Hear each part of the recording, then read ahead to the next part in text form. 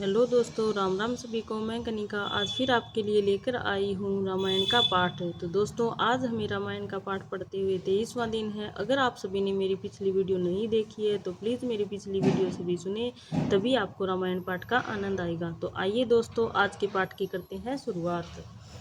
श्री महादेव जी के हृदय में सारे रामचरित्र आ गए। प्रेम के मारे उनका शरीर पुलकित हो गया और नेत्रों में जल भर आया। श्री रघुनाथ जी का रूप उनके हृदय में आ गया, जिससे स्वयं परमानंद स्वरूप शिव जी ने भी अपार सुख पाया। शिव जी 2 घड़ी तक ध्यान के रस में डूबे रहे। फिर उन्होंने मन को बाहर खींचा और तब वे प्रसन्न होकर श्री रघुनाथ जी का चरित्र वर्णन करने लगे, जिसके बिना जाने झूठ भी सत्य मालूम होता है। जैसे बिना पहचाने रस्सी भी सांप का भ्रम हो जाता है।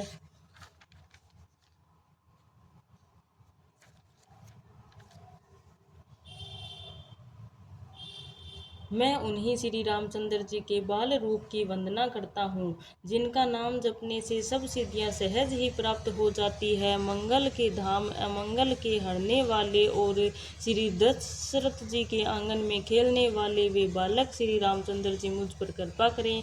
त्रिपुर सुर का वध करने वाले शिव जी श्री रामचंद्र जी को प्रणाम कर कर आनंद में भरकर अमृत के समान वाणी बोले, हे गिरिराज कुमारी पार्वती, तुम धन्य हो, तुम्हारे समान कोई उपकारी नहीं। जो तुमने श्री रघुनाथ जी की कथा का प्रसंग पूछा है, जो कथा समस्त लोगों के लिए जगत को पवित्र करने वाली गंगा के समान है, तुमने जगत के कल्याण के लिए ये ही प्रश्न पूछे हैं। तुम रघुनाथ जी के चरणों में प्रेम रखने वाली हो।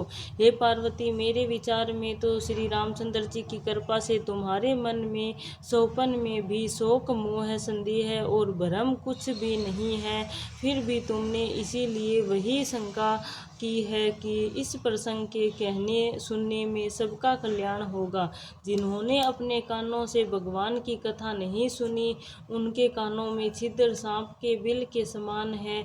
जिन्होंने अपने नेत्रों में संतों के दर्शन नहीं किए, उनके नेत्र मोर के पंखों पर दिखने वाले नकली आँखों की गिनती में है। वे सिर कड़वी तुम्बी के समान है, जो श्री हरि और गुरु के चरण तल पर नहीं झुकते। जिन्होंने भगवान की भक्ति को अपने हृदय में स्थान नहीं दिया, वे प्राणी जीते हुए ही मुर्दे के समान है। जो जीव श्री रामचंद्र जी के गुणों का गान नहीं करती, वह मेंढक की जीव के समान है। वह हृदय वज्र के समान कड़ा है और निष्ठुर है, जो भगवान के चरित्र सुनकर हर्षित नहीं होता। हे पार्वती, श्री रामचंद्र जी की लीला सुनो।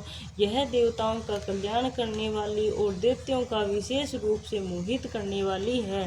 श्री रामचंद्र जी की कथा कामधेनु के समान सेवा कर कर सब सुखों को देने वाली और सत्पुरुषों के समाज ही सब देवताओं के लोक है। ऐसा जानकर इसे कौन न सुनेगा। श्री रामचंद्र जी की कथा हाथ की सुंदर ताली है, जो संदेह रूपी पक्षियों को उड़ा देती है। फिर राम कथा कलयुग के वृक्ष को काटने के लिए कुल्हाड़ी है। हे गिरि राजकुमारी, तुम इसे आदरपूर्वक सुनो।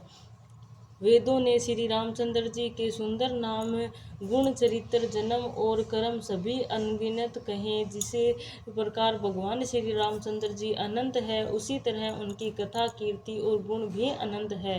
तो भी तुम्हारी अत्यंत प्रीति देखकर जैसे कुछ मैंने सुना है और जैसी मेरी बुद्धि है, उसी के अनुसार मैं कहूँगा।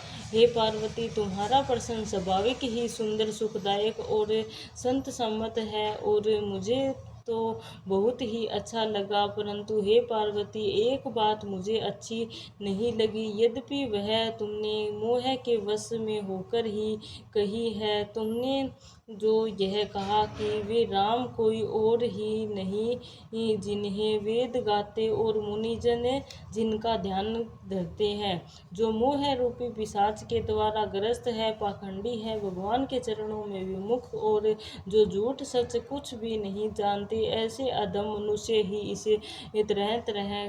इस तरह कहते सुनते हैं। जो अज्ञानी, मूर्ख, अंधे और भाग्यहीन है और जिनके मन रूपी दर्पण पर विष विषय रूपी काई जमी हुई है, वे जो व्यभिचारी, छली और बड़े कुटिल है, और जिन्होंने कभी स्वप्न में ही संत समाज के दर्शन नहीं किए, जो और जिन्हें कभी अपनी लाभ हानि आदि नहीं सूझती, वे ही ऐसी वेद विरुद्ध बातें कहा करते हैं, जिनका हृदय रूपी दर्पण मेला है और जो नेत्रों में हीन है, वे बेचारे श्री रामचंद्र जी का रूप कैसे देखेंगे।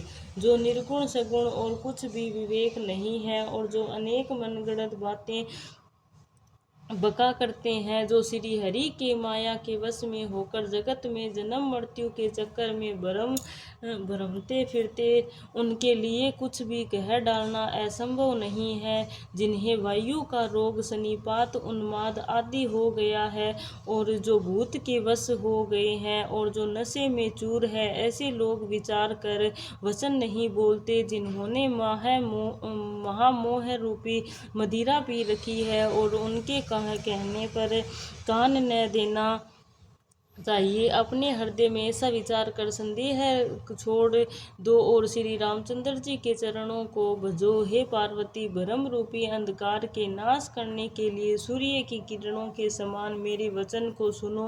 सगुण और निर्गुण कुछ भी भेद नहीं है। मुनिगण, पुराण पंडित और वेद सभी ऐसा कहते हैं कि जो निर्गुण, अरूप, निराकार, अलख, अव्यक्त और अजन्मा है, वही भक्तों के प्रेम बस सगुण हो जाता है। जो निर्गुण और सगुण कैसे हैं? जैसे जल और ओले में भेद नहीं होते, दोनों ही जल है, ऐसे ही निर्गुण और सगुण एक ही है, जिनका नाम भ्रम रूपी अंधकार के मिटने के लिए सूर्य है, उनके लिए मोह का प्रसंग भी कैसे कहा जा सकता है। श्री रामचंद्र जी सच्चिदानंद स्वरूप सूर्य है, वहाँ मोह रूपी रात्रि का लवलेश भी नहीं है।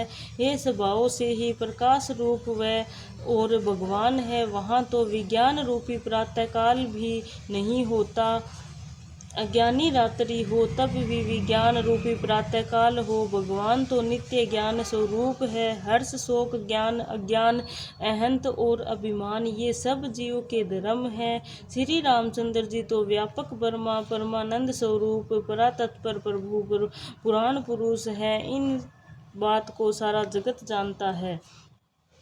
तो आज के लिए बस इतना ही दोस्तों, नेक्स्ट पढ़ेंगे अगले पार्ट में। अगर आप सभी को मेरी वीडियो अच्छी लगी तो प्लीज़ लाइक करना, शेयर करना और सब्सक्राइब करना मत भूलना। राम राम सभी को, धन्यवाद।